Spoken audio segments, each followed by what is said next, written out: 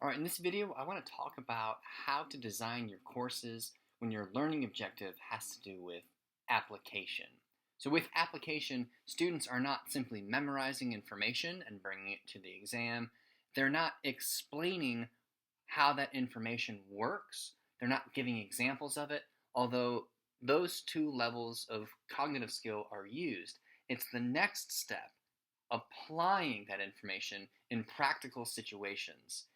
My wife and I have a farm with 9 goats, but in order to have goats, we needed to build a fence. Goats are escape artists, and even if you have 8 acres of foliage for them to eat, they will want what's on the outside of your property. So we needed to build a fence, and I didn't know anything about building a fence. I read a lot about it, I watched video tutorials, I took lots of notes, I drew pictures, we bought the materials, I did the measurements. But when it came time to actually building the fence, there were a couple of points I didn't yet understand. And I didn't realize that until it came to the point where I had to execute what I had learned. That's when I realized I had a shortcoming. So, for example, the far edge of a fence is held together by what's called an H brace. It's a really sturdy anchor that the fence can be stretched using. And that's really important because when you're stretching the fence, you'll probably end up applying like 2 or 3,000 pounds of pressure on that far end post. And so it needs to be anchored with concrete, and it needs to be anchored to another post, and sometimes 2 posts, by the use of what's called an H brace. Now, I'm sure you've seen H braces. They look like H's made out of wood that fencing is nailed to. But I had no idea how to build it, so I had to read about it, knowledge. I had to understand why it was useful. Otherwise, I wouldn't be able to predict where they went in the actual fence building process. And then I had to put that understanding to practice. When it came time for me to build my first H brace, I made a mistake because there was a flaw in my understanding, and so I had to redo it. What I'm talking about right now is that application component of learning. To put something into practice, you really have to know it well, but not just know it and not just understand it, but then bring that understanding to life. That right there is the objective in many college courses. And there's two areas in particular of Albany State University's general education program that call for application. And I realized that I have the wrong PowerPoint open, so 1 second. So at Albany State University, there are 2 areas of the general education program that call for application. And they are our writing area and our math area, and they both fall under what we call Area A. So Area A has 2 components. So with writing, students will communicate effectively by crafting documents and so on. And Area A math, students will demonstrate the ability to express and apply mathematical information symbolically, and so on. Communicate effectively, apply mathematical information symbolically. Those are the key phrases in both of these learning outcomes.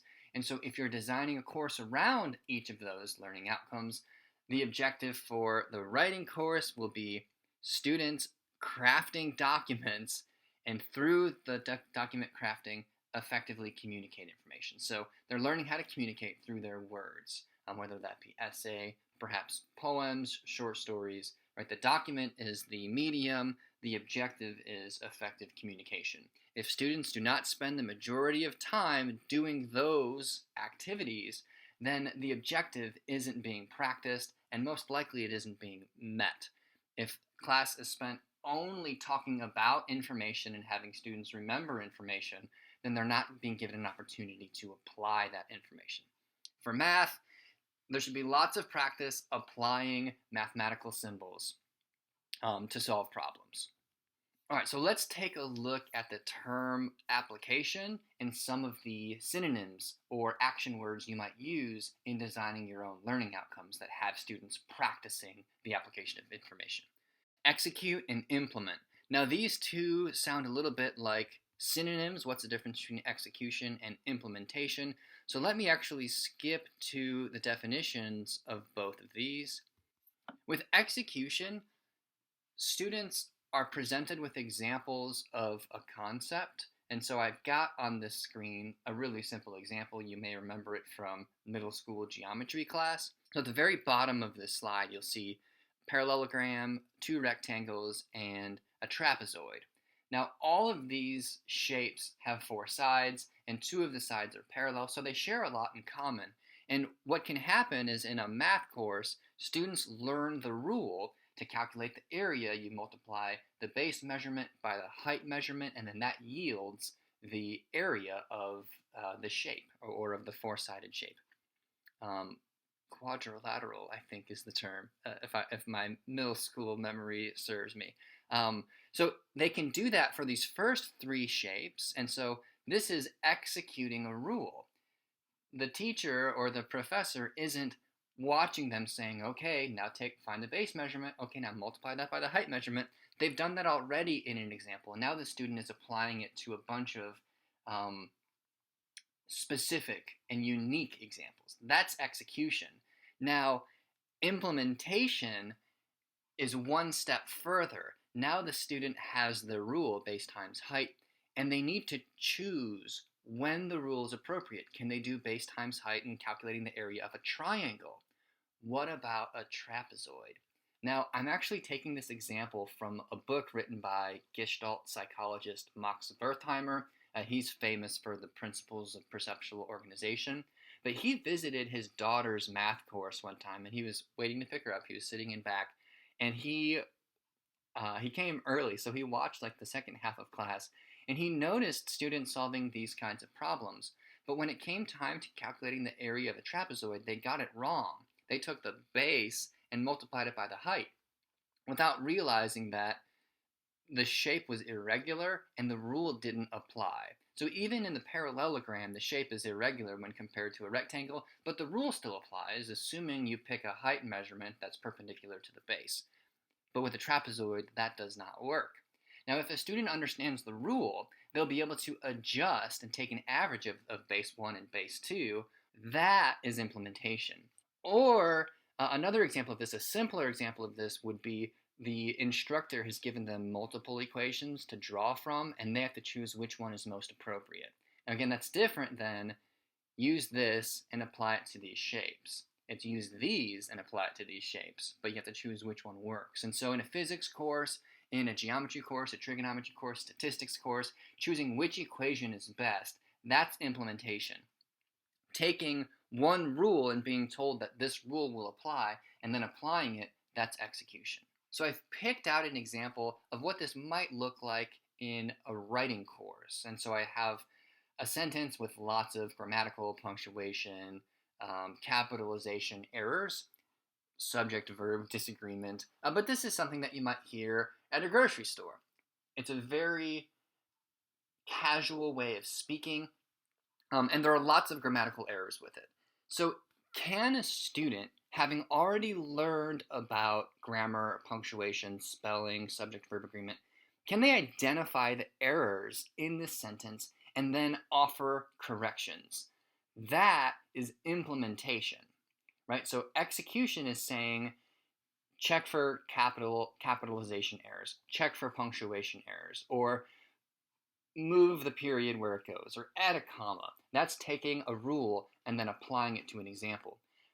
But if they've learned 15 rules about grammar, about writing style, can they choose which ones are necessary to apply in this example? That's implementation. And that's complicated. It's asking students to do quite a bit.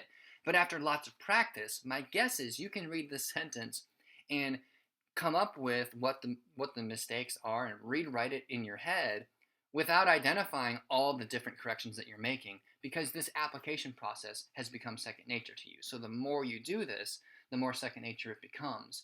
That doesn't necessarily mean the Queen's English is the best. There are contexts that call for casual and possibly ineloquent speech. There are times that call for being as precise and clear as possible. If the goal is, if we go back to the learning objective itself, communicate effectively by crafting documents that demonstrate adequate content development. Well, it's possible to speak unclearly by specifying all of the correct pronunciations and grammatical rules. I'm sure you've talked to somebody that was constantly editing what they were saying as they were speaking to correct all of the grammatical errors or word choice errors. And the meaning of what they're saying gets lost in all of that. So that's actually unclear. So can you choose when it's most appropriate to apply some rules and when it's not appropriate to apply those rules? That is implementation. How about this learning objective? So this is a meta learning objective opportunity. Correct this. Students will learn about the Civil War and be able to explain its causes and consequences. Can you identify what's wrong with this learning objective? And can you correct it to make it a good learning objective? I'm hoping you're seeing that it's not an actionable objective. So there's really nothing that students can show that they have accomplished the learning objective. Notice how open-ended this is. Students will learn. Well, how will you know that they've learned? What will they do to demonstrate their learning? And be able to explain its causes and consequences. So does that mean they haven't actually explained its causes and consequences? Were they given that opportunity? Or do they just have to say, oh yeah, I can do that. Let's move on to the next one.